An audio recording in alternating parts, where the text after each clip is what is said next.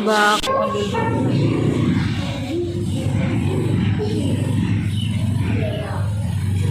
Assalamualaikum. Halo teman-teman, nama saya Nabi. Saya sangat senang belajar dan melakukan diskusi bersama tentang kelas impian dan keyakinan kelas bersama Bu Eka. Saya merasa nyaman dan tenang dihargai sebagai murid. Terima kasih, Bu Eka.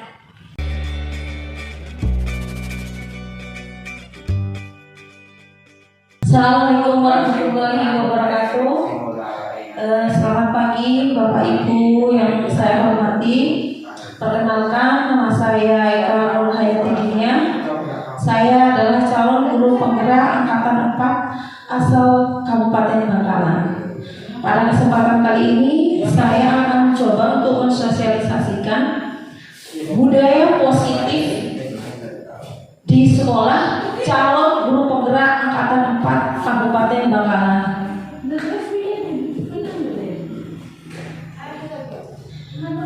Budaya positif yang akan kita bahas pada hari ini yaitu perubahan paradigma, disiplin positif dan motivasi, keyakinan diri, pemenuhan kebutuhan dasar, 5 posisi kontrol, dan segitiga restitusi. Perubahan paradigma, stimulus dan teori kontrol. Perubahan paradigma, kita akan Silahkan Bapak Ibu kepalkan tangannya, kemudian sobek secari kertas dan tuliskan benda atau sesuatu yang sangat berharga untuk Anda.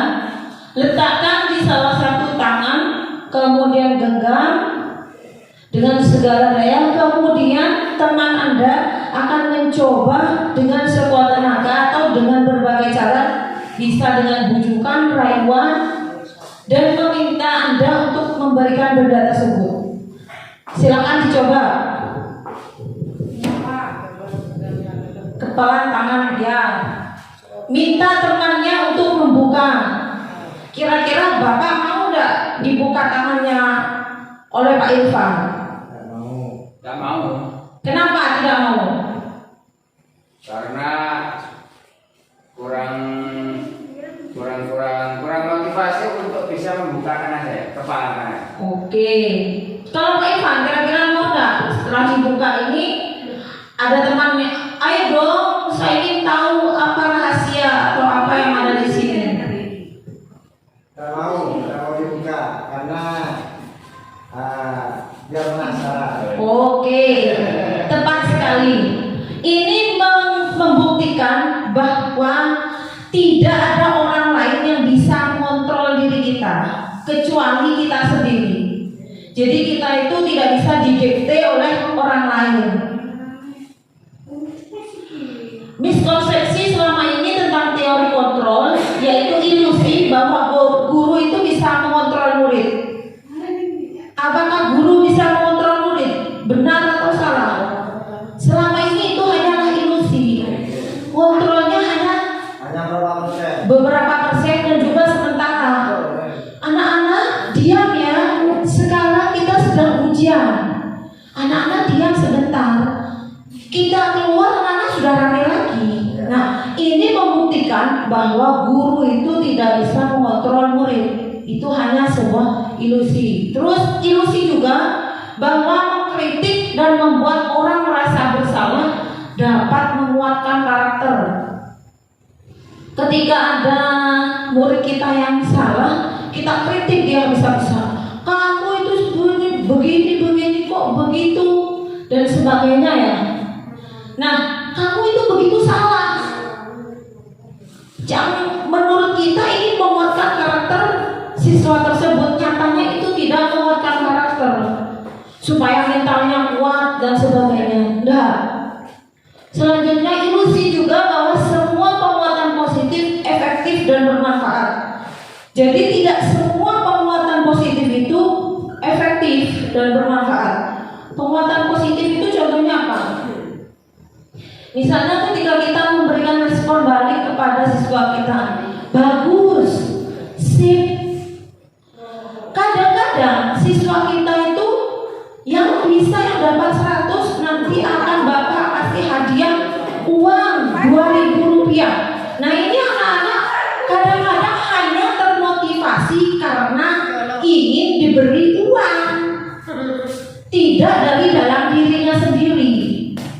Jadi mereka itu hanya ingin dapatkan apa yang mereka inginkan, ingin menunjukkan ini loh bahwa saya itu bisa.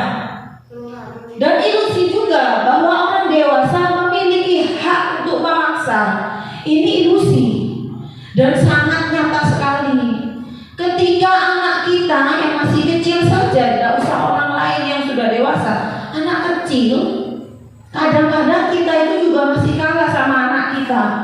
Pak, minta dibelikan ini. Pak, minta mainan itu. Jangan. Gak boleh kamu belikan itu. Jangan. Nanti ya, gak saya kasih hadiah. Padahal itu tidak bisa. Anak-anak pasti akan tetap menangis, tetap minta dan akan mau berpikir, Papa itu ternyata jahat, gak pernah ngasih saya ini. Justru yang akan timbul itu adalah yang sebaliknya. Kemudian pandangan stimulus tentang dunia. Kalau stimulus respon kita membandingkan dengan teori kontrol. Realitas kebutuhan kita itu sama, padahal nyatanya itu kita berbeda. Kebutuhan kita itu berbeda. Tidak sama antara anak yang pertama dengan anak kedua, itu tidak sama kebutuhannya. Kemudian semua orang melihat hal yang sama, padahal setiap orang memiliki pandangan dan sudut pandang yang berbeda dengan kita. Tidak akan semuanya sama, meskipun yang dilihat itu sama. Yang ketiga, kita mencoba mengubah orang agar berpandangan sama dengan kita. Kita berusaha sekuat tenaga. Ini loh begini. Kita berusaha untuk mengubah orang lain supaya sama pandangannya dengan kita. Tidak bisa. Kenyataannya kita itu akan berusaha untuk memahami pandangan orang lain, karena tidak sama pandangan kita dengan pandangan orang, itu tidak sama.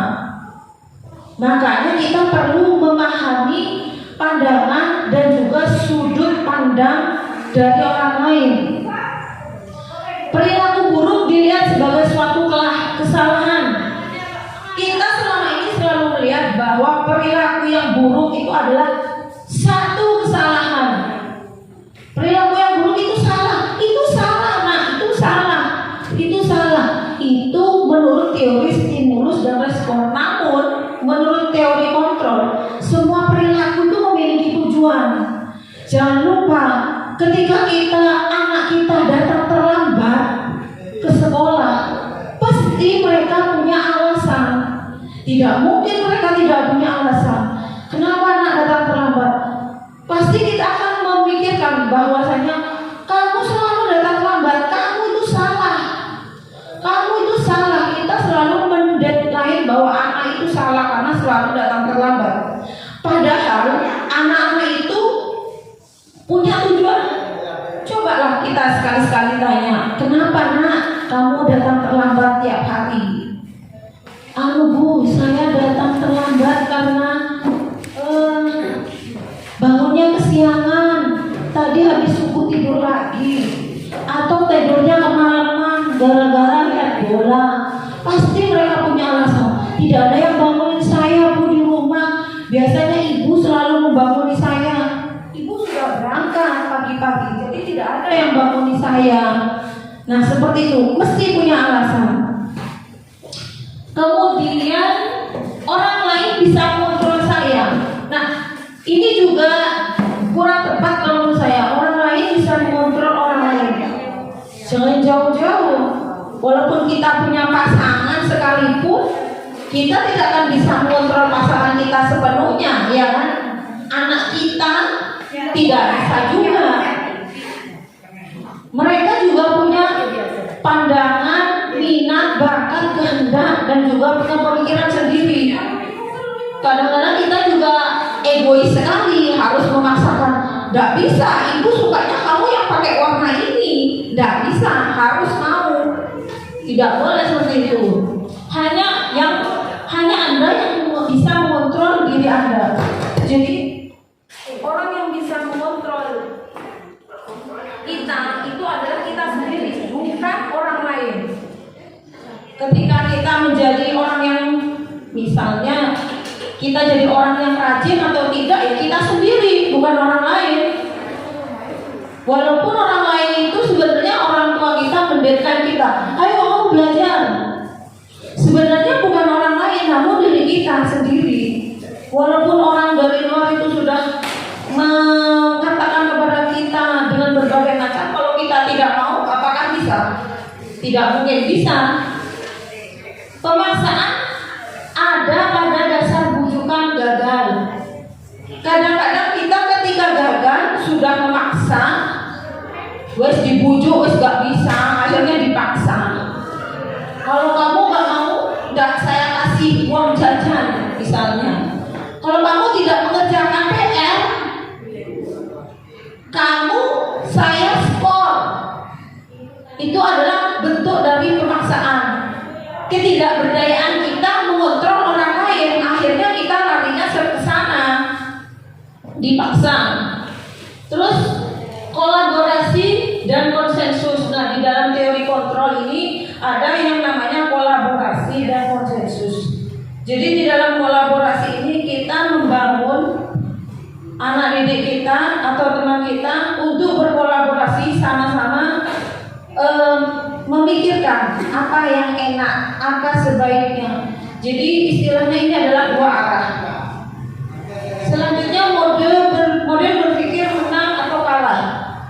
Kalau kita ketika menjadi guru, kalau saya tidak bisa memenangkan hati murid saya, berarti saya kalah. Namun ketika kita bisa memenangkan hati murid, saya menjadi guru yang sukses, kamu murid saya itu takut sama saya, menang. Namun di teori kontrol, model berpikir itu menang-menang. Jadi karena kita itu berkolaborasi, akhirnya sama-sama menang. Ketika sukses, sama-sama sukses. Seperti itu. Jadi tidak ada yang merasa menang dan kalah. Itu tidak ada. Menurutnya Dewan, di mana ada kemerdekaan, disinilah harus ada disiplin yang kuat. Di mana ada kemerdekaan, disinilah ada disiplin yang kuat. Nah, ketika kita nanti akan mencanangkan merdeka belajar, kita harus sudah siap dengan yang namanya disiplin. Merdeka itu artinya tidak hanya terlepas dari perintah, akan tetapi juga cakap untuk memerintah diri sendiri. Jadi kembali kepada kita bisa mengontrol diri kita sendiri, memerintah diri kita sendiri. Oh, hari ini ada PR, saya harus mengerjakan tanpa disuruh oleh orang tua, guru, dan juga yang lain. Ini adalah pendapatnya dari Ki Hajar Dewantara. Arti disiplin yaitu tata tertib, teratur, dan kepatuhan pada peraturan. Kata disiplin itu juga sering dikaitkan dengan hukuman. Untuk mendisiplinkan siswa supaya tidak datang terlambat ke sekolah, maka yang datang terlambat akan saya sanksi suruh berlari keliling lapangan sebanyak 3 kali. Identik dengan hukuman. Jadi disiplin menurut Ki Hajar Dewantara yaitu untuk mencapai kemerdekaan atau dalam konteks pendidikan kita saat ini dan untuk menciptakan murid yang merdeka, syaratnya harus ada disiplin yang kuat. Kalau disiplin sudah kuat, merdeka itu sudah enak. Dia memiliki motivasi internal. Ingat, motivasi itu ada 2, motivasi internal dan motivasi eksternal. Internal itu dari dalam diri kita sendiri, kalau eksternal itu dari orang lain. Maka diperlukan pihak orang lain untuk mendisiplinkan kita atau motivasi yang eksternal ini. Jadi kita butuh motivasi dari luar. Bu, kalau saya nanti juara kelas, saya minta dibelikan sepeda ya Bu. Itu adalah masuk motivasi eksternal. Namun kalau motivasi internal, saya harus menjadi juara dalam perlombaan ini, itu adalah keinginan dari dalam. Maka saya harus belajar lebih giat dan lebih giat lagi. Motivasi perilaku manusia ini ada 3. Yang pertama untuk menghindari ketidaknyamanan atau hukuman. Jadi ada 3 motif di sini, dibedakan menjadi 3 motif. Yang pertama untuk menghindari ketidaknyamanan. Apa? Saya takut kalau saya tidak mengerjakan PR, nanti saya akan dihukum. Kalau dihukum sangat tidak enak sekali. Itu adalah satu motivasi. Bisa juga untuk mendapatkan imbalan atau penghargaan dari orang lain. Contohnya, siapa yang benar semua, ibu kasih hadiah uang sebesar Rp5.000. Bisa jadi orang itu termotivasi karena dia ingin mendapatkan imbalan. Yang menang dapat trofi hadiah sebesar Rp1 juta. Itu masuk yang kedua. Dan yang terakhir ini adalah yang paling penting. Untuk menjadi orang yang mereka inginkan dan menghargai diri sendiri dengan nilai-nilai yang mereka percaya. Jadi inilah yang dimaksud dengan motivasi internal. Jadi saya ingin menghargai diri saya sendiri. Kalau saya tidak bisa, saya nanti malu ke teman-teman. Saya akan kalau saya ulangan dapat nilai 0, saya malu, bisa diolok-olok. Nah, itu jadi ada supaya untuk menghargai mereka sendiri. Keyakinan kelas, hukuman dan penghargaan.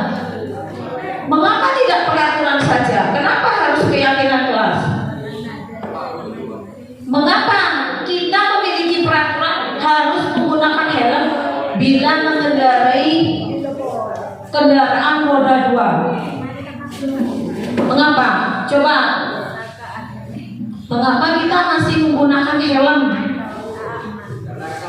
ketika mengendarai sepeda motor atau kendaraan roda 2?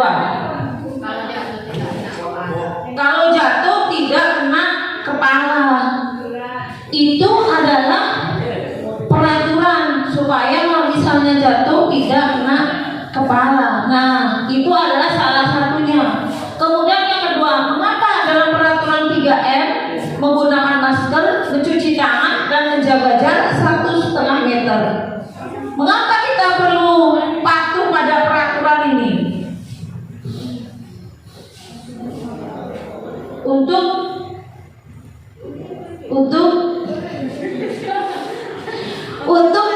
mematuhi protokol kesehatan. Misalnya ya, kalau kita tidak mematuhi protokol kesehatan, khawatirnya nanti ada yang kena virus corona umpama.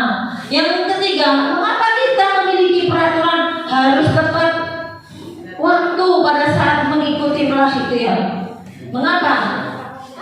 Karena kalau kita datang terlambat, yang rugi juga kita sendiri. Kita tidak bisa menikmati materi dari awal sampai akhir. Akhirnya kepotong. Saya tahunya kok setengah-setengah. Iya, saya tadi kan datang terlambat. Seperti itu. Ternyata kenapa kok keyakinan kelas ya, bukan peraturan? Ini untuk mendukung motivasi intrinsik, kembali ke nilai atau keyakinan yang lebih menggerakkan seseorang dibandingkan mengikuti serangkaian peraturan. Jadi ketika Bapak Ibu, kenapa saya harus pakai helm? Bu, di sana ada polisi. Khawatir ditilang kalau tidak pakai helm. Ini adalah dari luar, motivasi dari luar. Namun kalau misalnya motivasi dari dalam untuk menjaga keselamatan, kalau pakai helm, kok seumpama kita terjatuh, yang kena itu adalah helmnya, bukan kepala kita. Seperti itu. Jadi yang dijaga adalah nilai keselamatan. Nah, peraturan kelas itu skupnya ini yang paling kecil. Di sini peraturan kelas.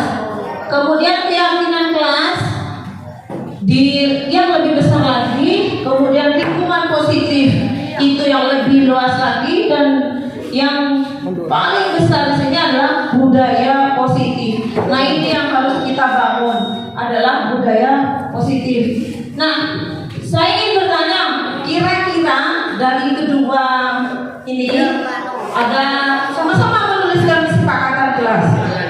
Di sebelah kanan datang tepat waktu mengucapkan salam, menjaga kebersihan sekolah, berdoa sebelum dan sesudah kegiatan, aktif dalam pembelajaran dan tertib. Yang di sebelah kiri, kami guru dan murid yang saling menyayangi. Kami murid yang semangat belajar. Kami murid yang peduli dengan teman-teman. Kira-kira menurut Bapak Ibu, yang mana yang benar?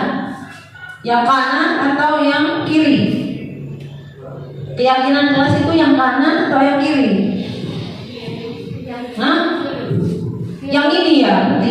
Yang kiri.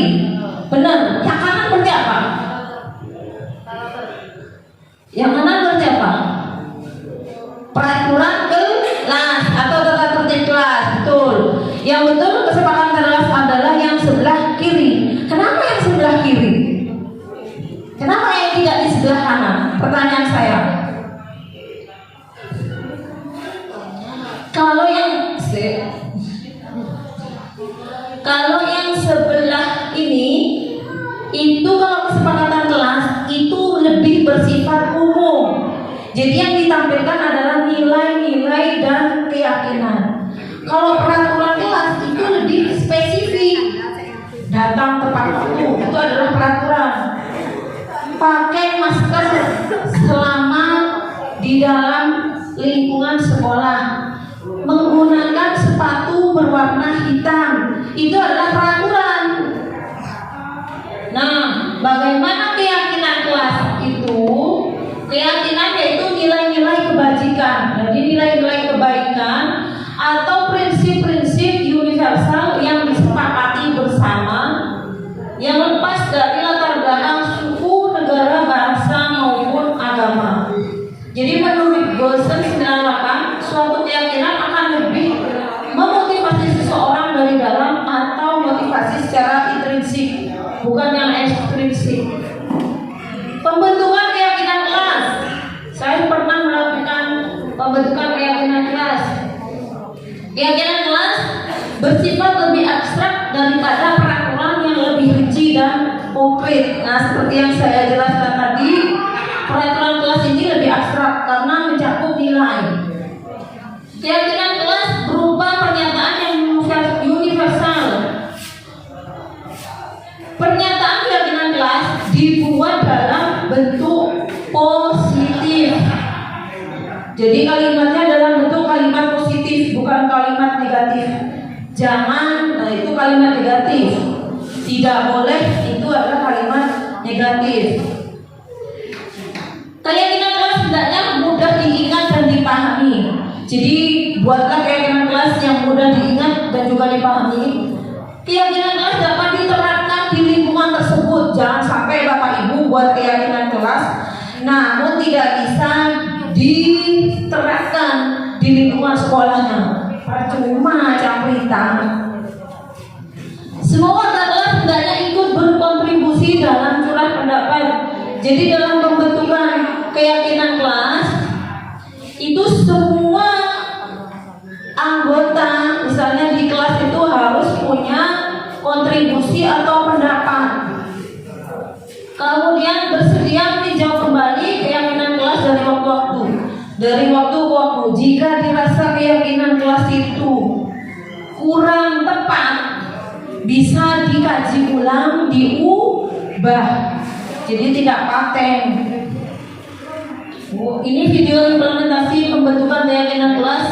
Nanti saya buka. Nah, saya ini tanya peraturan. Ada satu peraturan.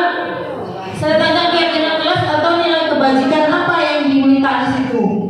Selalu kembalikan buku ke tempatnya. Nilai apa yang diminta? Nilai apa kira-kira? Selalu kembalikan buku ke tempatnya. Berarti nilainya nilai apa? Kedisiplinan. Jadi nilai atau keyakinan kelasnya nanti kedisiplinan. Dilarang mengganggu orang lain. Kira-kira keamanan, oke. Menghargai orang lain. Hadir di sekolah 15 menit sebelum pembelajaran dimulai. Kedisiplinan. Dilarang melakukan kekerasan. Keamanan. Dilarang menggunakan narkoba. Kesehatan. Bergantian atau menunggu giliran. Kedisiplinan. Gunakan masker. Kesehatan. Jangan berlari di kelas. Nah, sudah benar kan enggak tadi? Tanggung jawab. Menghormati orang lain dan diri sendiri. 15 menit menghormati orang lain. Komitmen pada tujuan. Kemudian dilarang melakukan kekerasan. Itu adalah keselamatan dan juga menghargai orang lain sama. Nah, sekarang ini hukuman atau sanksi atau konsekuensi. Mencatat 100 kali di dalam buku kalimat saya tidak akan terlambat lagi karena terlambat ke sekolah. Kira-kira hukuman atau sanksi atau konsekuensi? Hah? Sanksi dan konsekuensi itu jadi satu. Hukuman atau sanksi? Sanksi, oke. Lari mengelilingi lapangan basket 2 kali karena terlambat hadir di sekolah. Dihukum. Murid diminta untuk push up 15 kali karena tidak menggunakan masker ke sekolah. Hukuman. Mengganti kertas tugas teman yang telah dicoret-coret. Sanksi. Memberikan tumpahan air di meja tulis karena tersenggol pada saat belajar. Sanksi. Meminta murid tidak mengenakan sepatu seharian di sekolah karena tidak mengenakan sepatu hitam.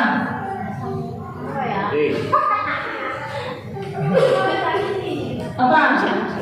Hukuman apa sanksi? Sanksi. Lari mengelilingi lapangan basket sebanyak 2 kali karena terlambat 10 menit. Hukuman. Dicek kuncinya, deng. Benar tak? Salah berapa?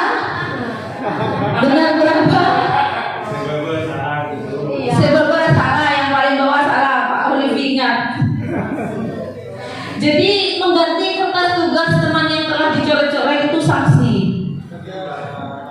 Jadi membersihkan tumpahan air di meja tulis karena tersenggol pada saat belajar itu juga sanksi atau konsekuensi. Karena kamu sudah menyenggol ini basah ya Mbak, dibersihkan, itu adalah konsekuensi. Terus lari mengelilingi lapangan karena terlambat untuk pelajaran itu adalah juga sanksi. Kalau hukuman itu, push up 15 kali dihukum. Kamu dihukum karena tidak mengerjakan PR.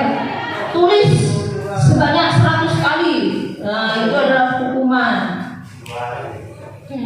Perbedaan hukuman dan sanksi. Nah, ini perbedaannya. Apa sih bedanya hukuman dan sanksi? Saya tadi sempat bingung Bu, ini apa bedanya? Saya juga kadang-kadang ragu ini hukuman atau sanksi. Hukuman itu sesuatu yang menyakitkan dan harus terjadi. Jadi sesuatu yang menyakitkan dan harus terjadi itu pasti hukuman. Kalau sanksi sesuatu harus terjadi dan tidak harus itu menyakitkan. Membuat anak sakit fisik maupun hati untuk jangka waktu yang lama. Jadi ketika anak kita diberi hukuman, mereka akan sakit hati. Aduh, ibu tega di kau Bu, aku sakit hati. Dalam jangka waktu yang lama aku benci sama ibu itu, aku benci sama bapak itu. Aku terlambat 5 menit kok disuruh push up sampai 10 kali. Sebel, gak mau itu masuk hukuman. Jadi ini sanksi membuat anak merasa tidak nyaman dalam jangka waktu yang pendek. Jadi jangka waktunya pendek bedanya. Kalau hukuman jangka waktunya panjang, mantel sampai lulus. Ingat, itu guru killer. Anak sampai membenci kedisiplinan. Aku benci kata-kata disiplin.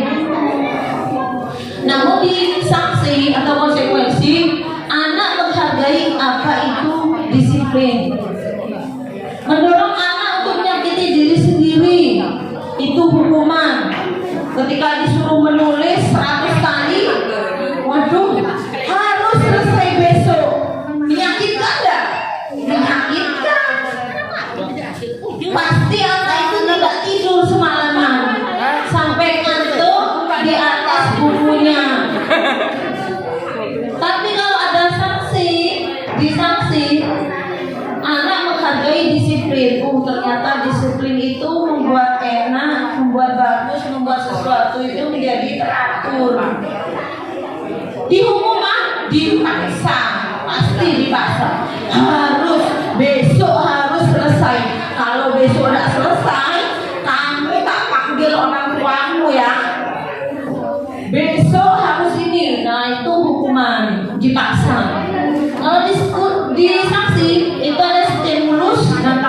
depan. Jadi anak-anak akan bisa menanggapi. Mendorong, oke, konsep diri yang bagus, yang buruk. Kalau disangsi konsep diri yang baik. Di hukuman ini sering sekali terjadi. Anak belajar untuk menyembunyikan kesalahan. Pasti karena takut dihukum. PR nah kerjakan. Aduh, saya lupa bahwa hari ini ada PR. Pinjam dong, mana tugas itu, saya mau nyontek. Jangan. Atau nggak boleh karena nggak dapat pinjaman, akhirnya dia punya akal. Aku bilang aja, bukuku terlupa, bukuku kena sobek-sobek di rumah. Nah, karena takut hukuman, dia akan cenderung untuk menyembunyikan kesalahannya. Pasti dia punya alasan-alasan. Tapi untuk disanksi belajar untuk mematuhi peraturan. Karena di sini nanti dia yang tidak ada nanti ibu ajari. Nah, nanti dia akan menyesuaikan. Marah, rasa bersalah diperlakukan, merasa tidak dihargai. Selalu tidak mengerjakan PR. Yang tidak mengerjakan PR, maju ke depan. Maju ke depan. Push up 50 kali. Nah, itu hukuman berarti itu. Anaknya nggak mau. Nah, dia rasa malu. Jadi tontonan teman-teman sekelas. Namun jika sanksi hanya kehilangan hak, dibuat tidak nyaman hanya sebentar, diasingkan juga sementara. Ayo yang belum mengerjakan PR, coba kerjakan di bagian belakang. Nah, ini pemenuhan kebutuhan dasar. Ada 5 kebutuhan dasar manusia. Yang pertama, kebutuhan untuk bertahan hidup. Setiap orang pasti punya kebutuhan untuk bertahan hidup. Dia butuh makan, tempat tinggal, sandang, pangan, dan papan ya. Cinta dan kasih sayang, butuh perhatian. Bukan anak-anak saja yang butuh perhatian, ibu-ibu juga butuh perhatian. Jadi ingin diperhatikan. Kemudian penguasaan. Aku ini adalah ketua suku di sini.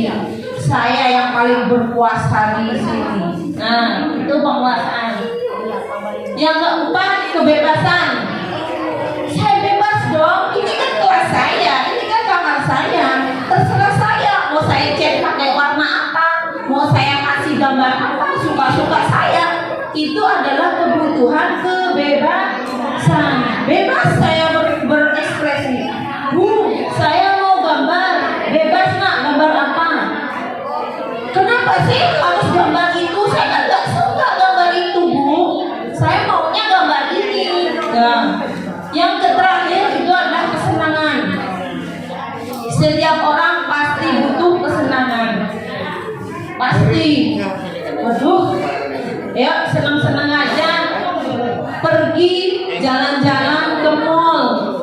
Kenapa orang-orang cari bertamasya pertama ke mall? Anak-anak pengen ingin ke stadion karena mereka satu kebutuhan itu butuh kesenangan. Jadi kesenangan.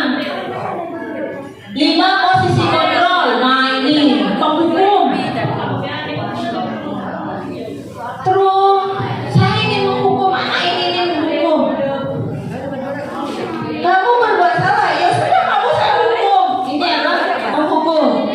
Yang kedua, membuat orang merasa bersalah. Salah-salah, kocak-kocakin, malah dia merasa salah. Karena dia nggak merasa salah. Saya omongin aja, biar dia merasa kalau dia salah. Ada lagi posisi kontrol sebagai teman. Jadi sebagai teman itu ya adik kanca, demam, enak ya. Pemantau itu ya namanya pemantau ya, memantau. Kemudian manajer. Nah, kita itu sebagai guru harus manajer. Paling kita itu pemantau. Nah, di sini ada 5 Posisi kontrol dan 6. Penghukum dan membuat orang merasa bersalah. Ini termasuk identitas yang gagal. Ini adalah masuk dari kontrol dari luar. Identitas yang berhasil atau sukses itu adalah kontrol dari luar, yaitu teman dan pemantau. Dan yang terakhir itu adalah manajer. Manajer itu menghargai diri sendiri. Jadi kita sebagai guru upayakan posisi kontrolnya itu sebagai manajer. Ketika siswa kita melakukan kesalahan, jangan sampai kita menjadi seorang penghukum atau menjadi orang yang membuat bersalah. Setidaknya paling tidak pemantau, paling tidak. Kalau bisa ya manajer ini. Karena apa? Jadi dia menghukum suatu saat apa yang dibuat. Gurunya berkata apa kalau penghukum? Kalau kamu tidak melakukannya, awas ya, rasakan. Kalau orang membuat merasa bersalah, biasa contohnya gini. Kamu seharusnya, kamu sudah tahu, ibu lelah sekali mengatakan berkali-kali, kok kamu gak dengerin sekali. Ibu stres hadapin kamu. Itu merasa bersalah sehingga anak membuat merasa bersalah. Kalau teman, ayolah lakukan demi ibu. Masa kamu tidak mau? Ingat, tidak ibu pernah bantu lo ya kalau kamu udah mau. Nah, seperti teman itu. Kalau memantau, apa peraturannya? Apa ya peraturannya? Kalau manajer seperti ini. Apa yang kita yakini? Murid selalu datang terlambat. Kamu datang terlambat. Kira-kira apa sih keyakinan kelas yang kamu yakini? Anak akan menjawab, disiplin bu. Apa yang bisa kamu kerjakan untuk memperbaiki kesalahan ini? Itu adalah yang tipe manajer. Jadi anak itu dibuat untuk berdialog, untuk menghargai. Bagaimana kalau kita memperbaikannya seperti ini? Jadi ada dua arah. Kita mengajak anak itu untuk berdiskusi. Bukan dari guru semua, kamu harus begini loh ya, begini. Bukan. Hasilnya kalau menghukum suatu saat, siswa itu akan jadi pemberontak. Menyalahkan orang lain, berbohong. Karena takut dihukum. Suatu saat dia akan jadi pemberontak. Karena selalu dihukum terus.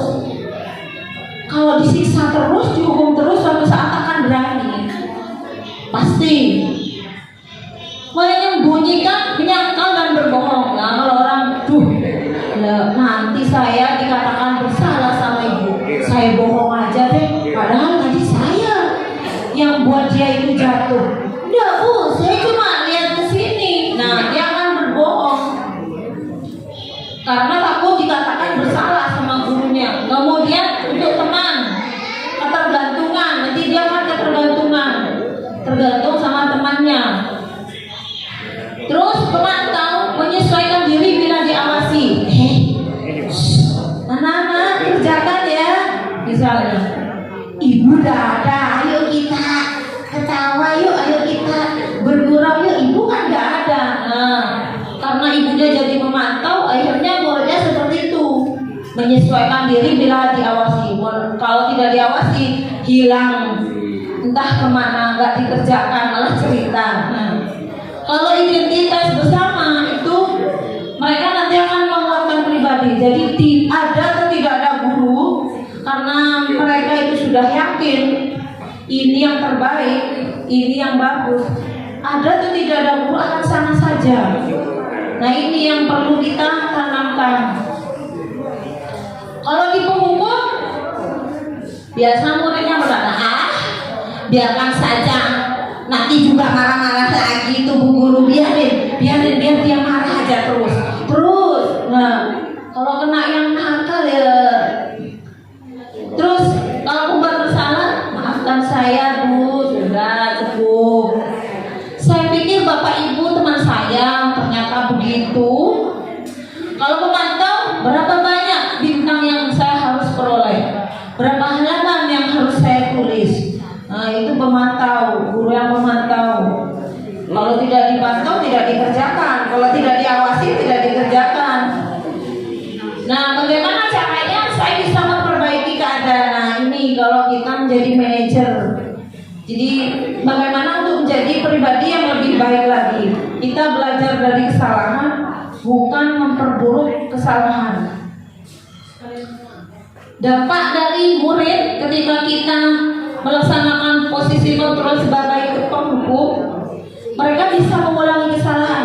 Padahal Bu, anak-anak yang sudah mengerjakan PR itu tiap hari udah saya hukum loh. Mereka kan juga kapok-kapok. Yang kerjakan ya itu juga. Kok gak kapok-kapok ya? Saya sampai kehabisan akal. Gimana ini anak-anak bisa mengerjakan PR? Karena ibu gurunya penghukum, tidak disadarkan dari dalam hati. Yang kedua, membuat orang merasa bersalah, jadi merasa rendah diri. Aduh, saya ini ternyata orang yang bodoh, gak bisa itu. Nah, itu rendah diri. Karena kalau yang lemah tidak mandiri dan juga bergantung, karena selalu ditemani oleh teman, akhirnya dia merasa ketergantungan. Jadi bukan orang yang mandiri. Gimana? Ini bagus apa enggak? Tergantung dari temannya. Pemantau menitik beratkan pada sanksi atau hadiah untuk dirinya. Jadi kalau kamu berbuat baik, saya kasih hadiah. Kalau kamu berbuat tidak baik, saya kasih hukuman. Namun kalau di posisi kontrol yang manajer, mereka akan selalu mengevaluasi diri, bagaimana cara memperbaiki diri. Jadi tidak harus bergantung pada orang lain. Dia akan belajar mana yang baik, mana yang kurang baik. Nada suara, apa yang tersampaikan dari sebuah pesan? Kata-kata hanya 10% yang bisa diserap. Nada suara 35. Saya tidak akan mengulangi lagi. Nada beda lagi. Saya tidak akan mengulangi lagi. Itu sudah berbeda maknanya, karena nada suaranya sudah berbeda. Jadi yang ketiga, non-verbal atau bahasa tubuh. Ini juga lebih banyak lagi.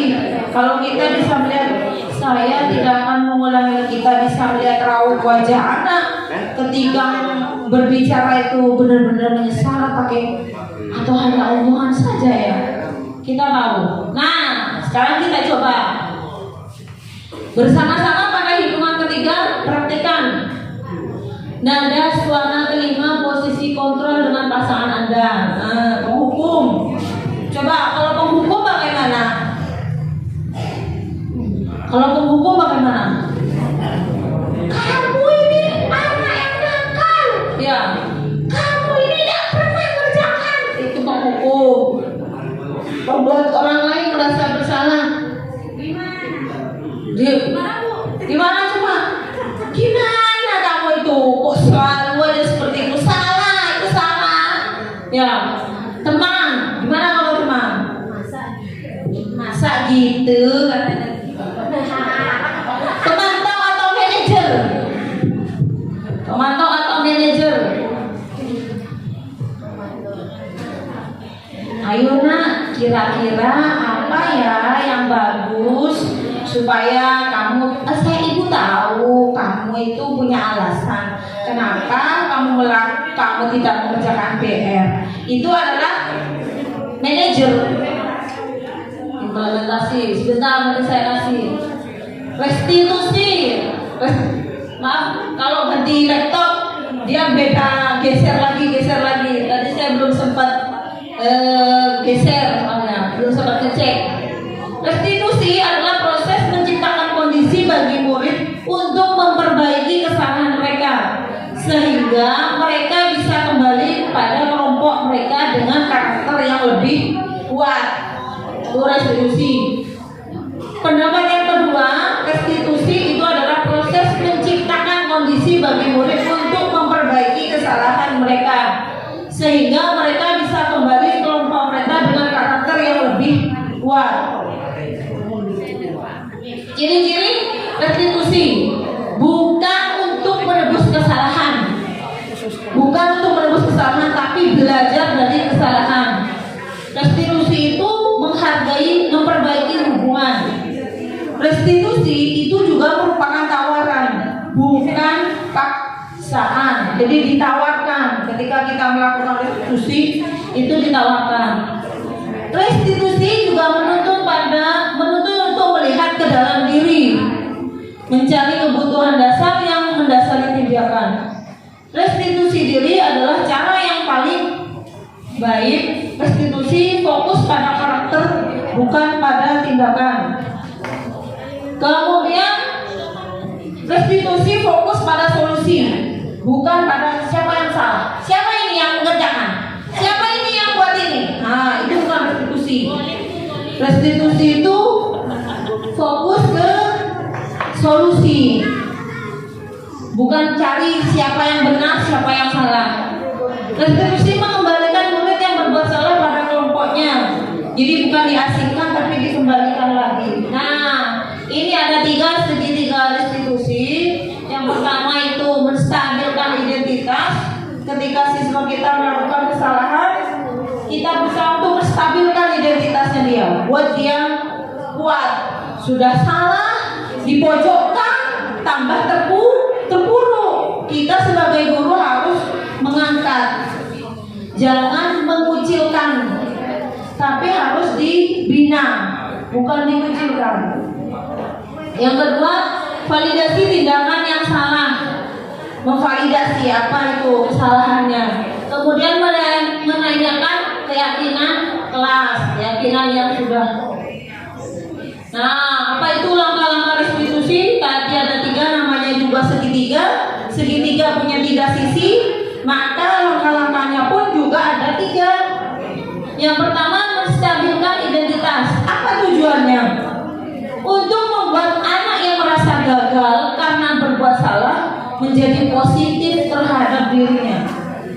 Apa kata-kata yang bisa dipakai oleh guru ketika siswanya sering datang terlambat atau tidak mengerjakan PR? Apa yang dikatakan? Berbuat salah itu adalah manusiawi. Kita sebagai manusia tidak akan selamanya benar, pasti ada salah. Tidak ada manusia yang sempurna, nak. Tidak apa-apa kamu melakukan kesalahan, karena itu adalah manusiawi. Kemudian kita pasti bisa menyelesaikan permasalahan ini. Nah, ini adalah yang saya katakan solusi. Bapak atau ibu tidak tertarik untuk mencari tahu siapa yang benar, siapa yang salah. Bapak dan ibu itu tertarik menyelesaikan masalah. Jadi tidak pada orangnya, namun pada tindakannya, fokusnya. Kalau kamu menyalahkan dirimu terus, apakah kamu bersifat adil pada dirimu? Aku salah, bro. Aku sudah membuat anak itu jatuh, akhirnya dia terluka. Saya merasa bersalah. Jangan. Jadi kita harus mengangkat emosionalnya dia. Kemudian validasi tindakan yang salah. Sudah disalahkan, kenapa? Tidak apa-apa, datang terlambat. Itu ibu juga pernah datang terlambat, dan itu manusiawi. Tidak ada manusia yang sempurna. Jadi umumnya seperti itu di awal. Kemudian untuk validasi tindakan yang salah itu membantu siswa mengenali kebutuhan dasar yang dipenuhinya ketika melakukan kesalahan. Jadi guru bisa berkata, kamu bisa saja kan melakukan hal yang lebih buruk, tapi kamu tidak melakukannya. Ketika ada temannya yang kaploi kamu hanya balas cubit. Bisa saja kan kamu ambil ini terus dikaploi kepalanya beberapa kali, bisa. Namun kamu tidak melakukannya. Kamu pasti punya alasan. Mengapa kamu memukul anak itu? Pasti anak itu punya alasan. Bu, saya dipukul sama si A, Bu. Si A pasti punya alasan. Kenapa pukul si B? Oh, dia itu tadi mengolok-olok orang tua saya, Bu. Ya saya pukul aja. Nah, itu adalah validasi. Jadi kita bertanya, mengapa sih kamu selalu datang telat? Kenapa sih kamu tidak mengerjakan PR? Biasanya kamu rajin. Mereka pasti punya alasan. Nah, kita berusaha untuk berdialog dengan mereka. Apa yang paling penting bagi kamu? Kamu tetap boleh berusaha menjaga sikap itu, tapi tambahkan sikap lain yang baru. Maukah kamu belajar cara lain untuk mendapat yang kamu butuhkan tanpa harus memukul? Ya, apakah kamu bisa melakukan dengan lebih baik di esok hari? Jadi kalau ada temannya yang olok-olok, gak usah dipukul, nak. Sudah, biarkan aja. Nanti kalau capek, dia berhenti sendiri mulutnya. Sudah, kamu diam. Nanti kalau kamu pukul dia balas lagi pukul. Gak selesai-selesai. Sudah, biarin aja. Kalau sudah merasa capek karena dia tidak ditanggapi, akhirnya dia akan berhenti. Yang ketiga, menyayangkan keyakinan. Anak akan melihat kesalahannya dihubungkan dengan norma sosial, nilai-nilai yang mendasari manusia berinteraksi dengan orang lain. Misalnya begini, apa nilai yang kita percaya di kelas kita ketika siswa datang terlambat? Oh, kamu datang terlambat ya? Apa sih keyakinan selama ini kamu yakini? Kedisiplinan, Bu. Berarti kamu sudah melanggar kedisiplinan, melanggar keyakinanmu sendiri, kan? Kelas ideal itu seperti apa ketika siswa kita itu kita tinggal sebentar yang minta ampun seperti pasar? Kita bisa bertanya pada siswa, menurut kamu kelas yang ideal itu yang seperti apa? Yang tenang, Bu, ketika belajar begini. Nah, itu yang perlu kita tanamkan, bukan yang seperti pasar. Nah, kamu ini menjadi anak seperti apa? Oh, ketika ada temannya mukul, duduk, satunya mukul. Kamu itu sebenarnya ingin menjadi anak yang seperti apa? Ingin jagoan, ingin dikatakan seperti jagoan misalnya. Enggak, Bu. Orang dia ya sudah. Kemudian yang terakhir, apa yang kamu rasakan ketika kamu melakukan itu? Kamu menjadi orang yang seperti apa? Ingin yang jadi orang yang kurang baik atau ingin jadi orang yang baik? Saya ingin jadi orang baik, Bu. Nah, kalau orang baik itu tidak membalas perbuatan teman dengan serupa, tapi setidaknya kita diam saja atau kita berbuat yang baik. Demonstrasi. Oke, terima kasih. Di sini saya akan menampilkan contoh-contoh dari beberapa video restitusi yang pernah saya buat bersama siswa saya.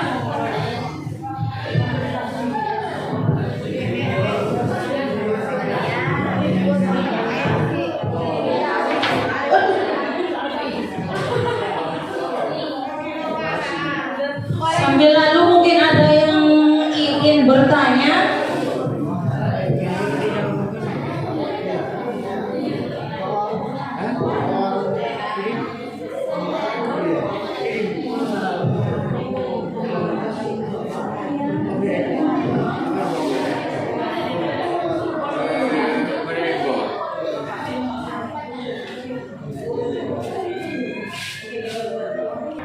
Oh, ini videonya pendek-pendek. Kemarin yang buat ya. Di sini dalam pembuatan keyakinan kelas, semua siswa itu saya libatkan. Jadi mereka saya beri kertas-kertas untuk mereka tulis. Selanjutnya itu yang akan dijadikan sebagai keyakinan kelas. Kalau yang restitusi, mana ya restitusi ya? Nah, ini testimoni dari siswa yang melaksanakan restitusi. Agak gelap.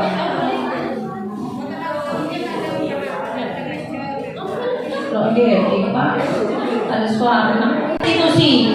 Ketika siswa kita itu melakukan kesalahan, itu jangan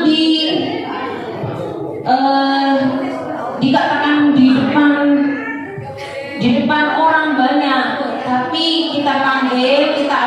berdialog. Kita ajak berdialog. Kira-kira dari tiga segitiga menstabilkan identitas, validasi tindakan yang salah.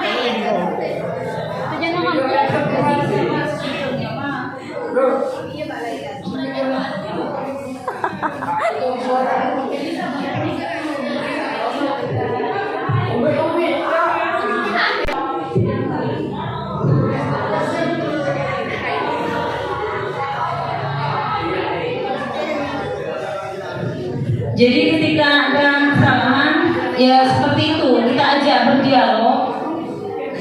Bagaimana menstabilkan ketika anak melakukan kesalahan, jangan tambah kita buat mereka merasa bersalah, tambah terpuruk. Namun angkat dan buat anak itu belajar dari kesalahannya tersebut. Kemudian setelah distabilkan baru divalidasi. Karena setiap orang itu pasti punya alasan mengapa melakukan hal tersebut. Jadi kita tanya, mengapa? Kadang-kadang kita langsung menjustis, kamu itu tiap hari aja datang terlambat kerjaannya. Tanpa bertanya terlebih dahulu. Sebenarnya kita sudah berbuat tidak adil loh seperti itu. Tanpa bertanya.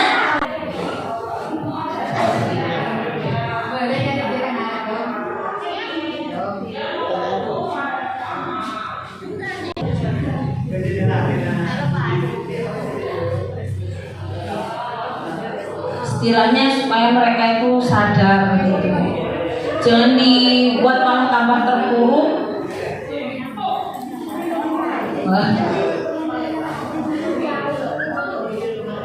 Ini siswa pemalu yang saya tanyai testimoni.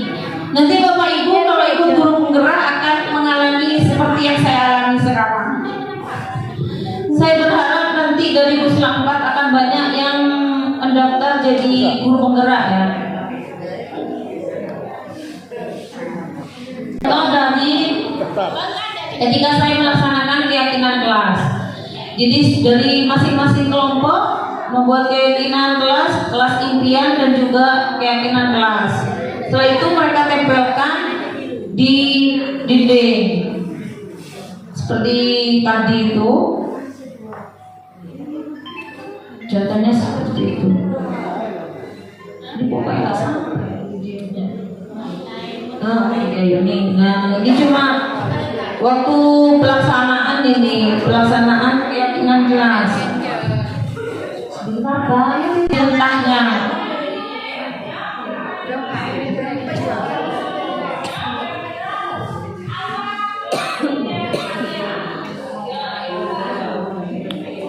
Mereka berdiskusi apa yang mereka inginkan, baru kemudian diangkat dan disimpan di depan papan. Setelah itu baru diputuskan, disepakati keyakinan kelasnya itu seperti apa.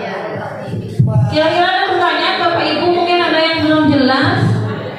Menghadapi masalah dengan anak-anak bermasalah. Kalau sekarang mungkin bisa di. Oke, silakan Pak Nurdin. Ya, terima kasih. Tadi ada penayangan tentang video anak-anak yang mengalami masalah, apakah itu berkelas teman-teman, apakah ada yang sering ketinggalan kelas. Kalau dulu mungkin kita pernah mengalami, tapi bukan seperti yang namanya bimbingan konseling. Ya, kalau dulu bimbingan konseling ya. Kita memahami masalah dari anak ini dan bagaimana cara penyelesaiannya, tapi diadakan dalam. Iya Pak, benar. Kira-kira Ya, terima kasih Pak Nurdin. Ini ternyata sudah pernah dilaksanakan Pak ya sebelumnya. Namun sekarang ini dikuatkan lagi. Yang namanya ini adalah restitusi. Jadi ada 3 tahap. Kalau di bimbingan konseling itu juga ada. Namun hasilnya pekerja kamu seperti itu. Kita tanya, kita ajak berdialog. Jadi tidak menjustis, ya Pak ya. Biasanya kita kan langsung bilang, kamu itu nakal sekali. Mungkin ada yang lain Bapak Ibu. Mungkin ada menemukan kasus di sekolahnya atau apa